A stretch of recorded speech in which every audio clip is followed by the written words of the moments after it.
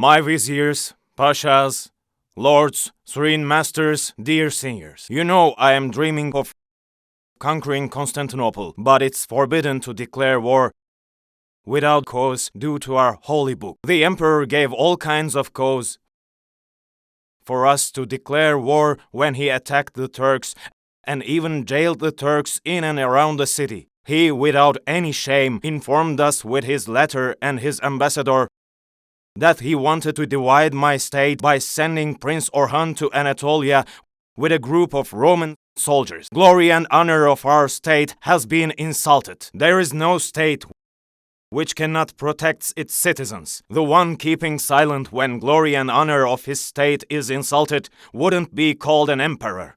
From now on, there is no return. My decision is certain. Time to organize a campaign to Rome. Constantinople will be conquered. Serene Highness, I wonder whether we hurry a bit, don't we? Please consider, Roman Empire promised used to give gold and silver if we knock down the Rumelic citadel and stay in good terms with Rome. I wonder. Serene Highness, don't be deceived by gold and silver of Rome. When did Rome keep its promises to us? God gave us the reason for a conspicuous conquest. With the approval and praise of my masters Akşemseddin and Molla Gürani, we are dying for being the commander that our high prophet heralded. Let's join us so that you'll become those soldiers. My serene highnesses, the duty of a year shall come true in a month, and the affair of a month shall come into existence in a day. From now on, sleeping is forbidden to us. May God bless our holy war. Conquest! Conquest! Long Conquest! live my Sultan! Long live my Sultan! Long live my Sultan! Conquest! Conquest! Conquest! Conquest!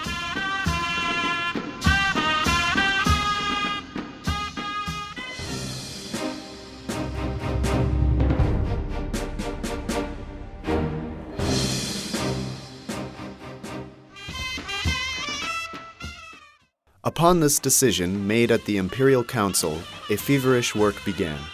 Here, soldiers were recruited, and their cannonballs in various sizes, the joint project of architect Muslihidin Saruca Pasha and Hungarian engineer Urban in Edirne, began to be molded. Since before now, we call as a conquest, in terms of the Ottomans, the conquest of Istanbul had become the target of all powers who wanted to govern, all over the world and had a voice in the world regime. Thus, Istanbul had become an attraction center always wished for and seized.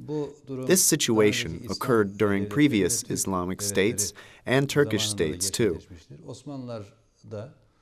Because Ottomans behaved for the purpose of founding an Anatolian Union, As a symbol of this union, Istanbul always became a target of them. Since the time of Orhan Gazi, policies for Byzantine had been developed, especially in the time of Yıldırım Beyazıt. Conquest of Istanbul became a matter of time. Furthermore, before the Ankara War, even an agreement on surrender of Istanbul was made with Ioannis, who was the delegated emperor at that time.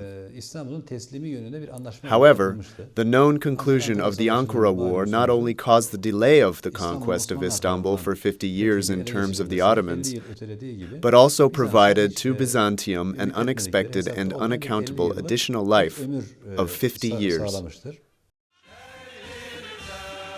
Fatih, who designed the first howitzer shooting lob shots through the castle walls, also began to have chainmail woven with steel wires to ensure the protection of the soldiers during the siege. This chainmail did not limit soldiers' mobility, and it protected soldiers against arrows and, to a certain extent, swords and bullets. When the war started, Sultan Mehmet had ordered cannons which would have enough power to break the sturdy walls of Topkapı, Yedikule, and Ayvansaray. In the Middle Ages, the most robust cannons were necessary to destroy the walls of Istanbul, which were the most sturdy city walls in the whole world. The Dardanelle guns that Fatih ordered could launch 600-pound stones a distance of 2,000 meters. The Byzantines began to repair the city walls. As soon as the cannons were placed in the walls, the Venetians and the Genoese began preparations for the war to help the city. To use during the siege, the Romans supplied petroleum naphtha necessary for producing liquid fire, an effective weapon famously known as Greek fire, thousands of sandbags to close the holes in the walls, mobile bulwarks to shoot arrows through the holes on it, sturdy catapults to fling away the fire were built. High towers were built to Topkapı's walls, and sturdy slingshots and catapults were placed on these towers to fling the fire.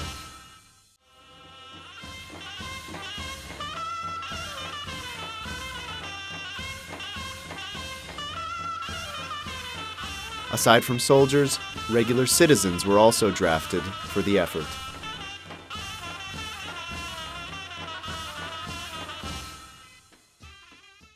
It wasn't just the conquest of Istanbul that gave Sultan Mehmet the title conqueror, or Fatih.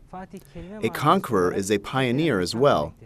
The conquest marked a totally new era for the Ottoman state and the Eastern world. Because, up to that time, the Ottoman state had spread 2 continents, but somehow couldn't focus its strategic interests on a target or a capital city. But with this cause, it would become a real state, a real world state. For this reason, the conquest of Istanbul became a real milestone for both the Ottomans and the Turks. On the 23rd of March, 1453, Sultan Mehmet moved from Edirne to Istanbul to complete all the preparations and to start the siege. 147 battleships under the command of the Ottoman Navy at Gallipoli were ordered to move in the direction of Istanbul. On the 2nd of April, 1453, the Byzantines closed the Golden Horn to vessel traffic by enchaining the sea from the Cantanarian Tower near Yala Mansion to Galata Walls. The Venetians, Genoese, and other Latin ships in the Golden Horn were given the duty to defend this chain. Here, of course, it is good to say that the defense of Istanbul up to this date was not because of political and military superiority, but robustness of the city's defense lines. Because Istanbul was fully constructed in accordance with the fortress logic of the medieval ages, cities and set by fortresses, we should think the city walls in 2 ways: territorial walls and sea walls. Sea walls were divided as the Marmara walls and the Golden Horn walls. Especially territorial walls were very fortified, big, and high-sheltered. particularly seawalls in the Golden Horn, were weaker. Walls in the cities were in three stages. The ones close to the city were high points. Then the second stage, which security guards and security personnel could act in, were lower walls. There were also water trenches in front of these, and at the end of the trench, there was a last part of the wall ending at the ground as a supporting wall.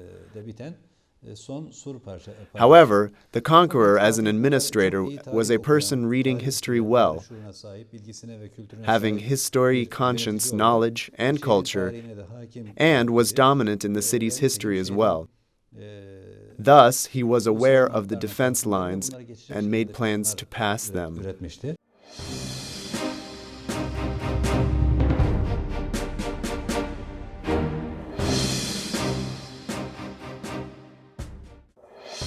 On the 5th of April, 1453, Sultan Mehmet, with 80,000 soldiers, 3 large cannons, and 14 batteries, arrived in front of Topkapı, or the St. Roman's Door as it was then known. He pitched his imperial tent on a hill to be seen from anywhere. The chief armorer began distributing weapons. Chandarlı Halil Pasha and the units under Sultan Mehmet's command settled between Edirne and Topkapı. The Anatolian governor Ishak Pasha and Mahmud Pasha on the right side of the army to the front of the land between Yedikule and Mermerkule, the Rumelian governor Dayı Karaca Pasha's troops in the field between Ayvansaray entrance and Tekfur's palace. In connection with this force, while Zanos Pasha was settling in the edge of Kasım Pasha, regular forces were stationed at the intersection point of Kayetani River and the Golden Horn. The Ottoman Admiral Baltaoğlu Süleyman Bey, with Turkish siege navy, had positioned on the coast from offshore of Mermerkule to the chain in the inlet of the Golden Horn.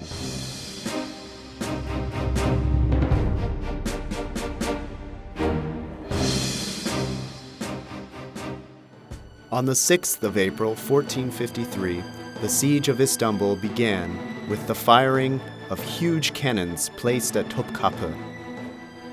The huge cannon frightened the Byzantines but exhilarated Turkish soldiers.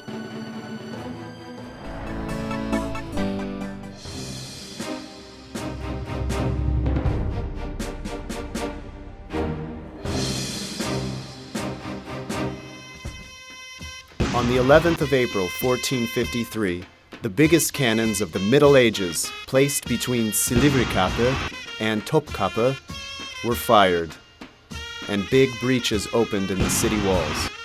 The Byzantines were trying to close these breaches with sandbags.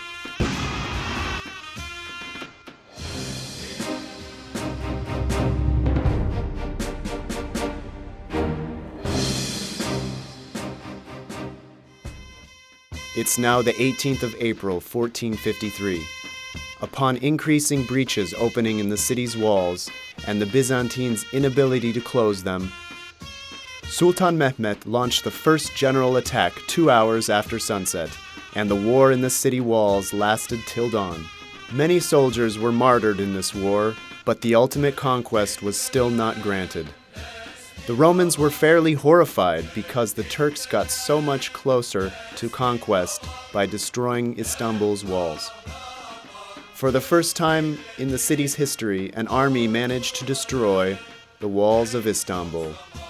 By that time, many sieges had been laid to conquer Istanbul, but according to Byzantine historians, not even a piece of stone had fallen in any of these sieges, let alone a breach in the city walls.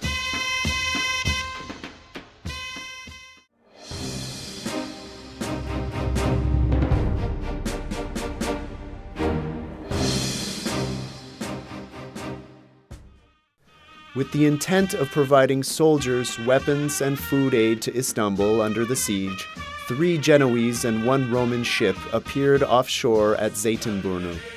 Ottoman Admiral Baltaoğlu Süleyman Bey recognized the ships and attacked without delay. However, Noticing the admiral's hesitance and effort to keep his ships away from the war, Sultan Mehmet rode his horse furiously into the sea. Servitor and guards of Sultan went down to the coast as well. As a result of the timid attitude of the admiral, the ships reached the Golden Horn by breaking the Ottoman blockade. More than 1,000 Turkish soldiers were killed. Sultan Mehmet dismissed Admiral Süleyman due to his failure and promoted Gallipoli flag officer Hamza Bey as the Ottoman Navy admiral.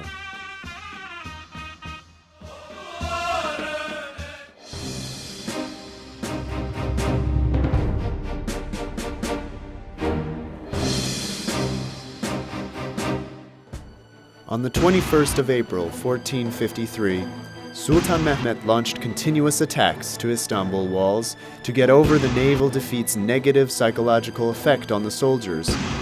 Turkish bombardiers kept on non-stop bombardment of the city walls. Breaches were opened in the Topkapı walls, which were the hardest line of defense. Sultan Mehmet was fixated on conquering Istanbul. Either I conquer the city, or the city conquers me dead or alive. Sultan Mehmet had a little surprise for the Byzantines on the morning of the 22nd of April. Sultan Mehmet had decided to slide the ships overland. The plan of sliding the ships overland was put into effect by Admiral Hamza Bey and Zanos Pasha. In the early wee morning hours of the 22nd of April, 67 Ottoman warships from Tophane through Humbaracı Ramp, Asmalı Mescit, and Tepebaşı were launched to the Golden Horn from Kasım Pasha. Thousands of soldiers stealthily and diligently carried out this huge operation.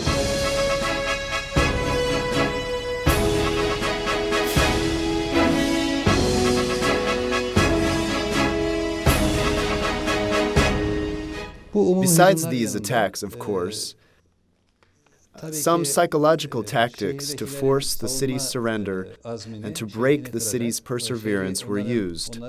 The most important of these was the idea of keeping a ship in the Golden Horn even though it was symbolic. When this ship couldn't pass from the chain area, then different ways were thought of, and the subject of sliding the ships by land became a current issue. This issue has been told in slightly different ways. There are many comments from the idea of no ships ever launched to the Golden Horn to the extreme idea that huge ships were launched. The reality is that, and the Byzantine historians confess this too, Ottoman ships or ships with the Ottoman flag were in the Golden Horn. The next morning, having seen Ottoman warships in the Golden Horn, the whole of Istanbul was horrified.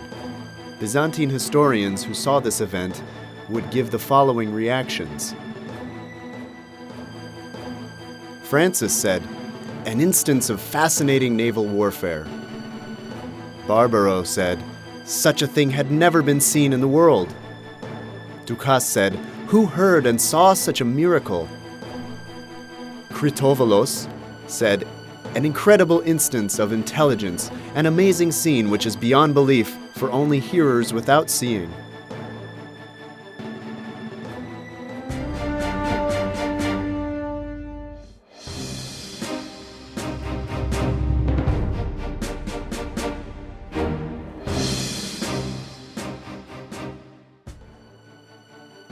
On the 22nd of April, Istanbul was surrounded from all sides after the Ottoman Navy launched into the Golden Horn and joined the bombardment of Istanbul.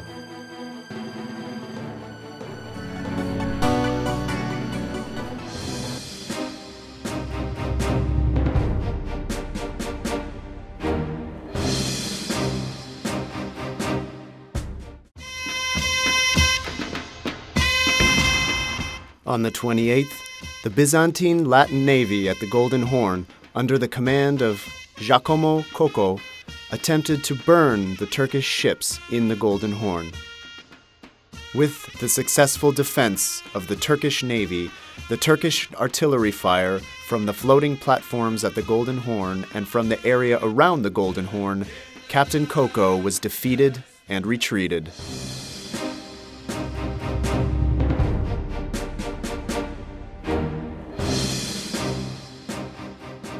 On May 4th, a group led by Byzantine generals Georgios Skolarios and Giustiniani came into the emperor's presence and advised him to escape from Istanbul.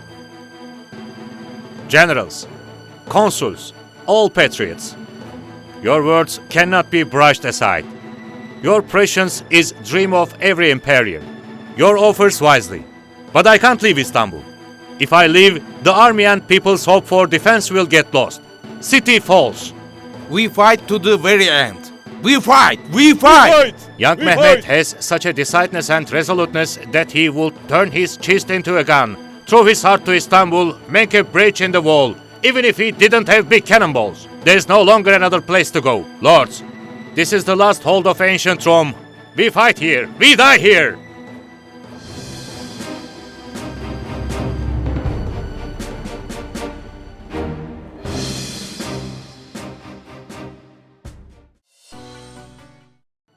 From the 12th of May onward, the Byzantines were staring at the sky. Because the founder of Istanbul, Roman Emperor Constantine, prophesied that Constantine would never fall unless the full moon suddenly became a half moon. All Byzantines began to gaze at the moon as they started to see unclosable breaches in the walls.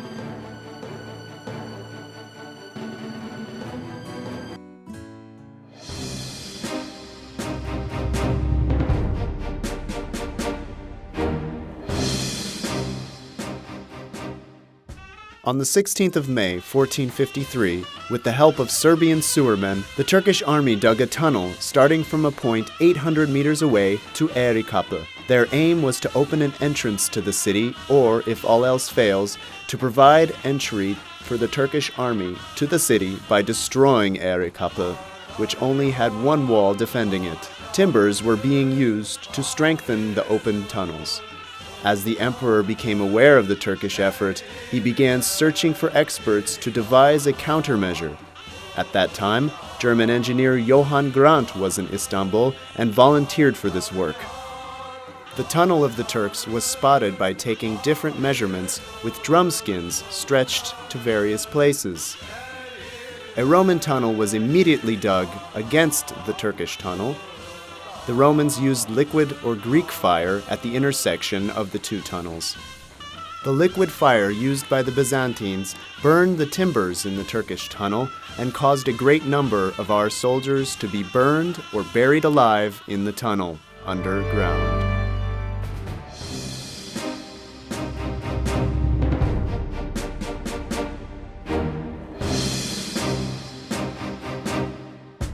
On the 18th of May, as a result of their perseverance, effort, and everlasting diligence, and as a product of engineering genius, Sultan Mehmet ordered to construct a giant mobile tower.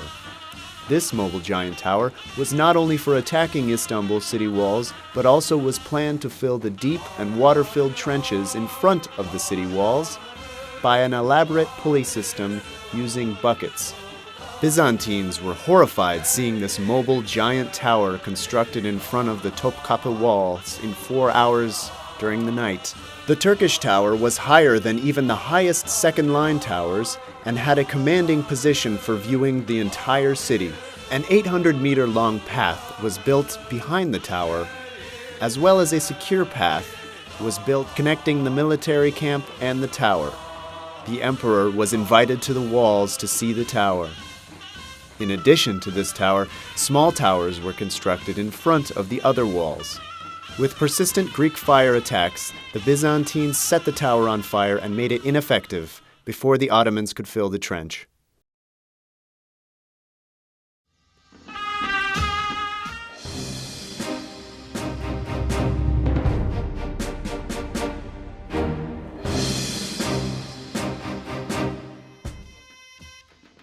On May 20th, Sultan Mehmet ordered Ottoman bombardiers to toss 600-kilogram stone cannonballs to collapse the city walls of Topkapı, Edirne Kapı, and Cibali Kapı.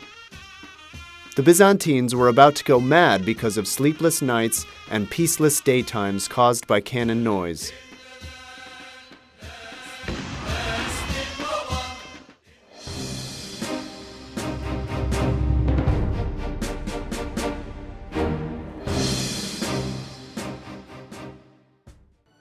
As in previous nights, on the night of the 21st of May into the morning of the 22nd, the Byzantines constantly observed the moon looking for an omen. Anxiety among the Byzantines turned into fear at last. Because on the night of the 21st of May, the prophecy of the Emperor Constantine came true. Even though there was a full moon in the sky, suddenly it became half a moon, and great panic spread among the Byzantines. Right next morning, the emperor and his clergymen began to walk around the streets praying with a group of people, the priests and the principal men of the city.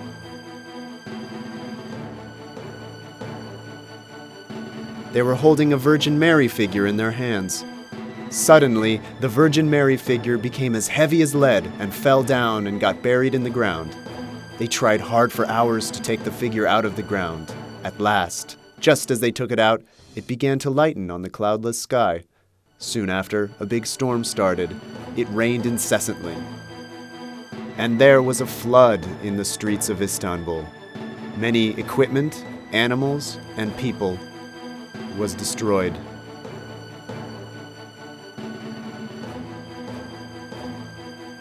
There were no good omens that the Byzantines could look upon. People were sure that the Turks would win.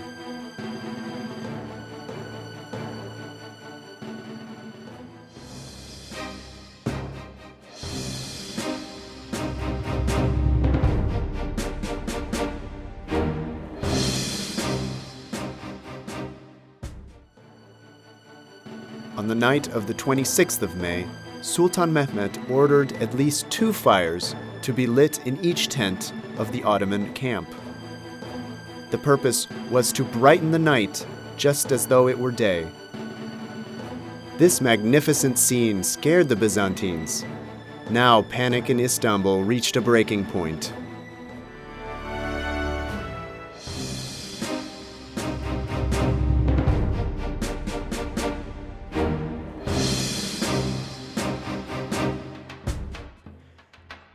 On the 27th, in spite of the breaches opened in the city walls, Istanbul had still not been taken. The Byzantines were making a strong stand against Turkish attacks and fighting with heart and soul. While the Turkish army started to get demoralized, the biggest obstacle to it was that the vizier, Chandarlı, let the Byzantine emperor get hold of the Turkish attack plans with the assistance of some private emissaries. Chandarlı was also giving demoralizing speeches all the time among the army and commanders. It's very interesting that we will see in the following days Grand Vizier Chandarlı, although he was an Ottoman Grand Vizier, it means Prime Minister today, and even had a position more than a Prime Minister, sold the Ottoman attack plans to the Byzantines day by day. The aim here is surely to discourage the conqueror from the conquest of Istanbul. In fact, it seemed as to prevent the military expedition and save the Ottoman state from destruction because of the crusade to be occurred against the Ottoman state. In reality, as a representative of Commander-in-Chief of the Ottoman armies, in other words, a second man to the Sultan, Vizier Chandarlı was actually betraying his people.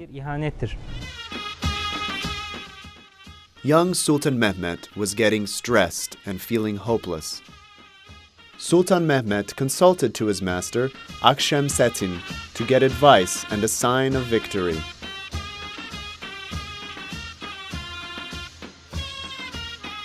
Tell your soldiers to have a rest and pray at night, and fast tomorrow. Tuesday morning you attack the Istanbul with all your army. God shall bless the conquest.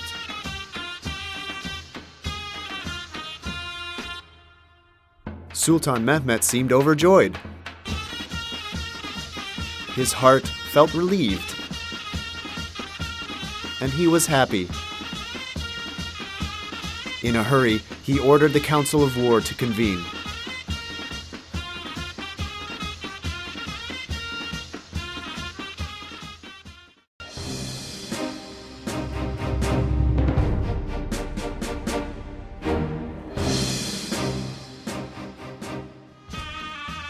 On the 28th of May, all the generals and soldiers were wondering what Sultan Mehmet was going to say. My pashas, and lords, and landlords, and my brothers in war.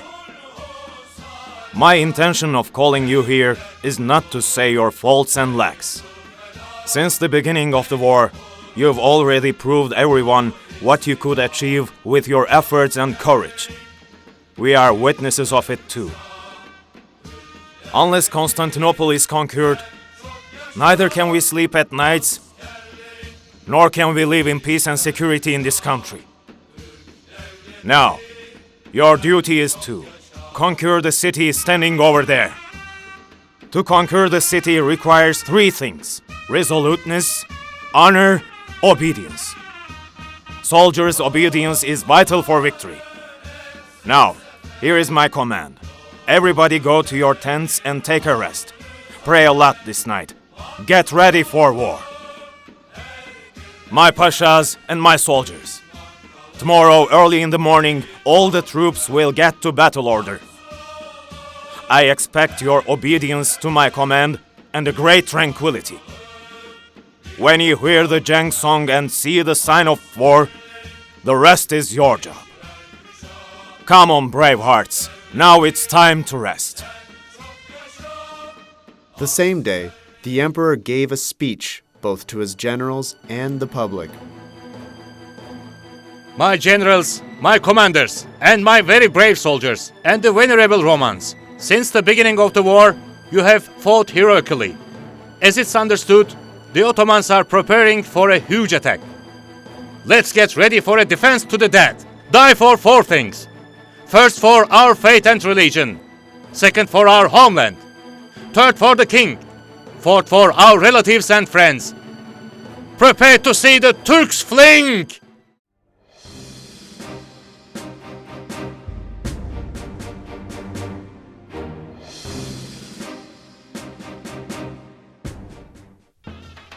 On the 29th, in the morning close to dawn, upon the attack order given by Sultan Mehmet, accompanied by the Janissary band, the assault of Istanbul started by sea and then on land.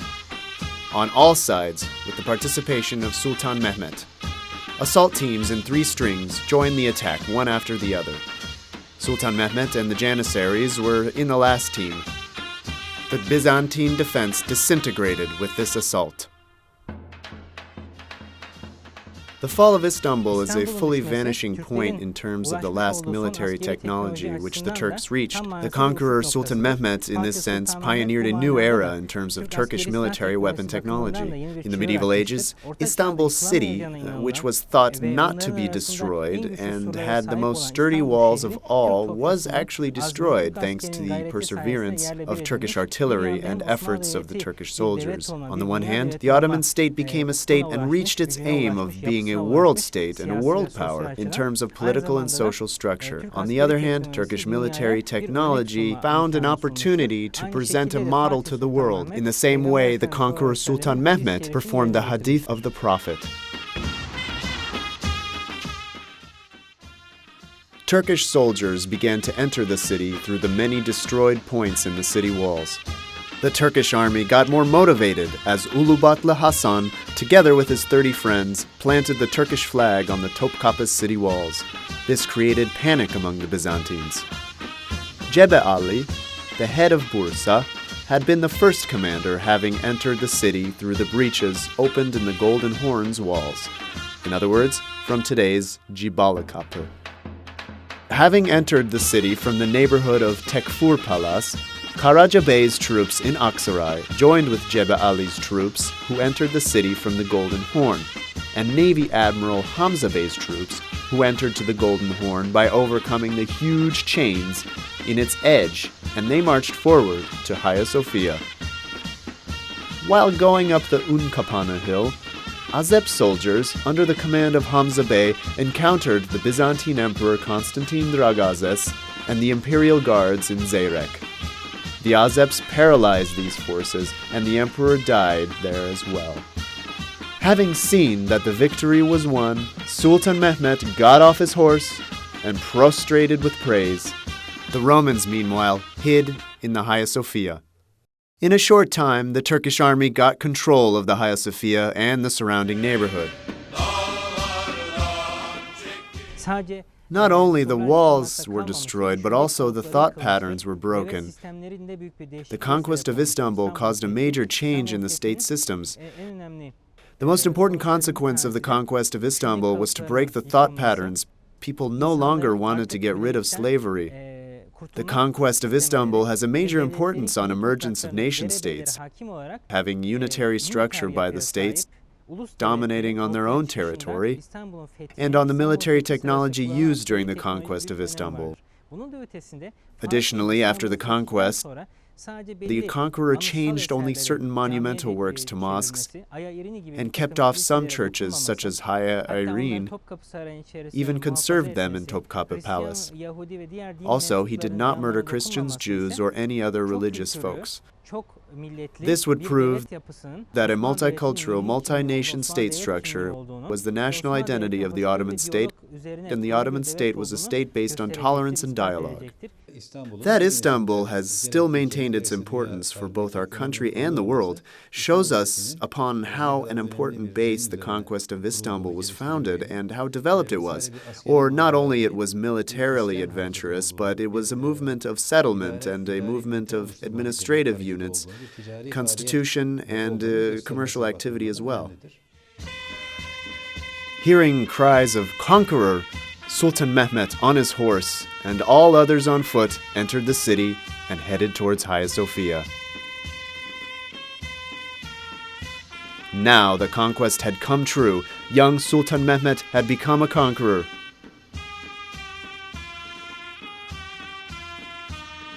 A 21-year-old conqueror who made our prophet's gospel come true, ushered in a new age, showed the far horizons to his peers, surpassed the unsurpassable, reached the unreachable.